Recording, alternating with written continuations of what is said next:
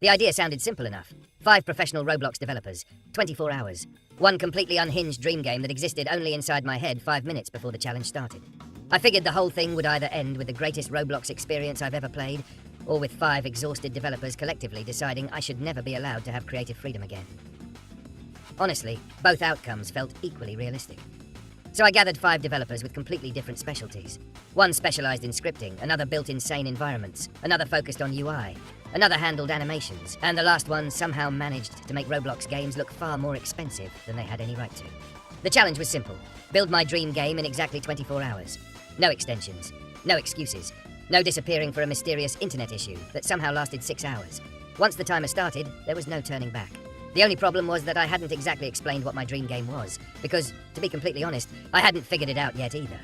That's always a great sign when you're about to waste 24 hours of 5 professionals' lives. So I started throwing ideas at them. I wanted an open world. I wanted boss fights. I wanted funny physics.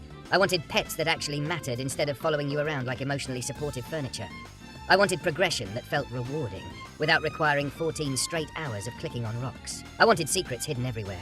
Random events, dynamic weather, giant castles, floating islands, underground caves, strange NPCs with questionable dialogue, a final boss that looked like he paid taxes. Basically, I wanted every good idea from every Roblox game smashed together into one giant project that somehow still made sense.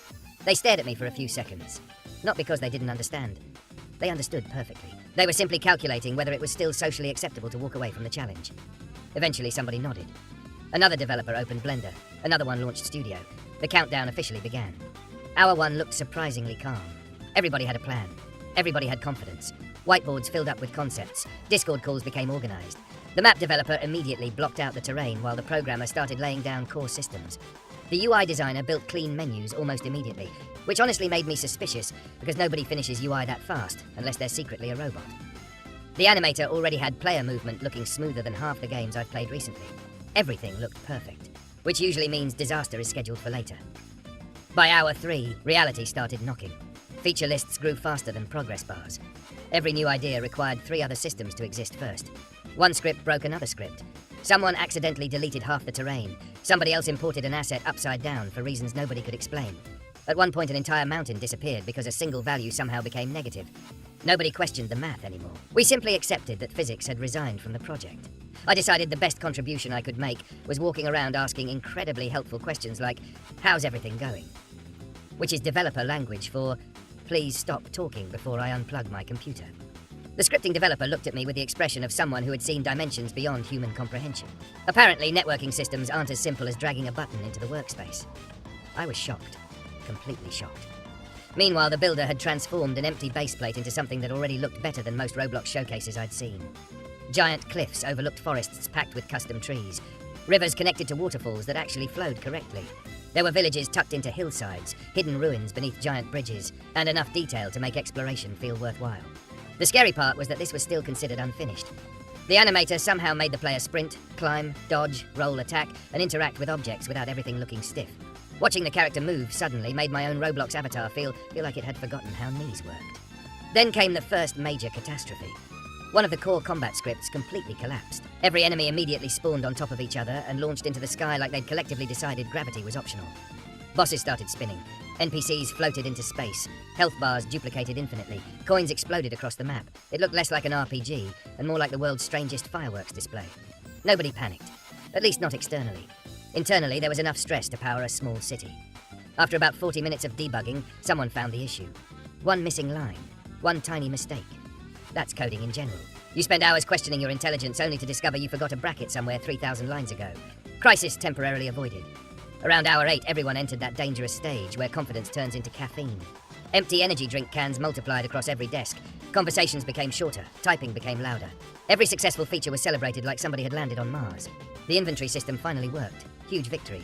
Crafting system connected properly. Massive celebration.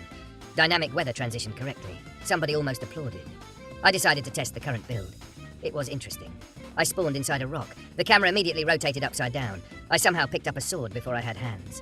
Then I fell through the map into what appeared to be the eternal void where unfinished Roblox projects go to think about their mistakes. The developers assured me this was completely normal. Apparently every great game spends part of development functioning like a haunted refrigerator. Hour 12 marked the halfway point. Surprisingly, the project looked legitimate.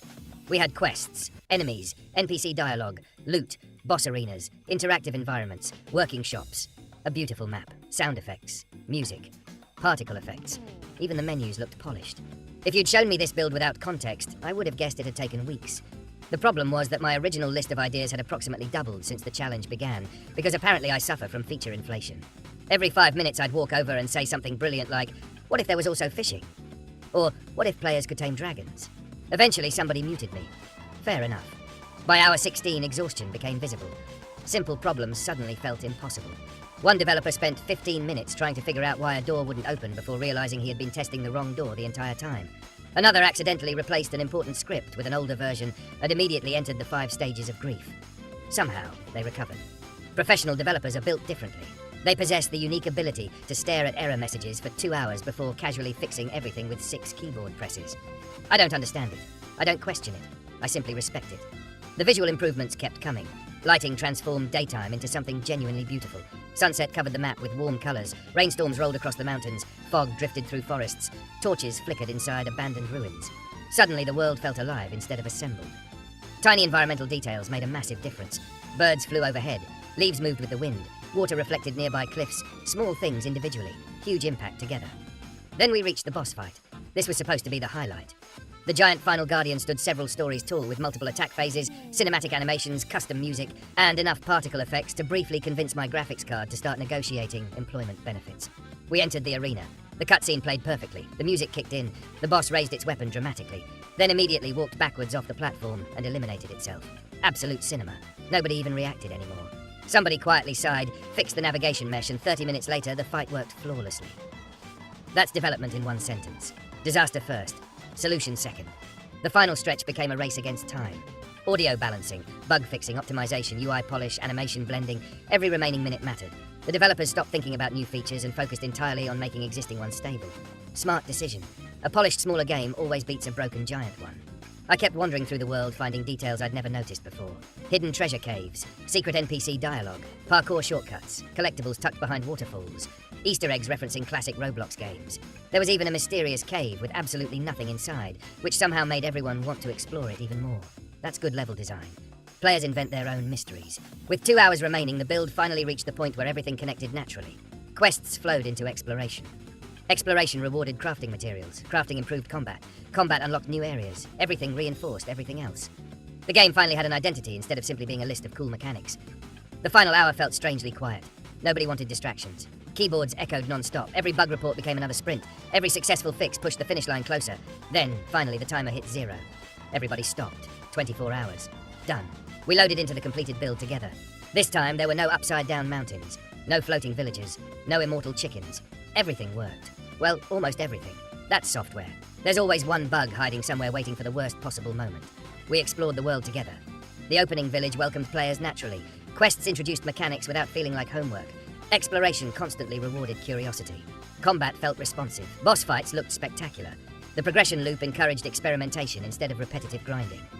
Most importantly, the game was fun. That's surprisingly difficult. Plenty of games have impressive graphics or complicated systems. Keeping someone entertained is the hard part. Watching 5 different specialists combine their strengths into one project was fascinating. Every discipline depended on another. Builders relied on programmers. Programmers relied on animators. Animators relied on sound designers. UI connected everything together. One weak link would have dragged the entire project down. Instead, everybody elevated everyone else. That's the difference between professionals and random people yelling feature ideas into a Discord call, which, coincidentally, describes my role perfectly. Looking back, I genuinely underestimated how difficult game development is. Every feature players take for granted represents countless decisions, revisions, and compromises.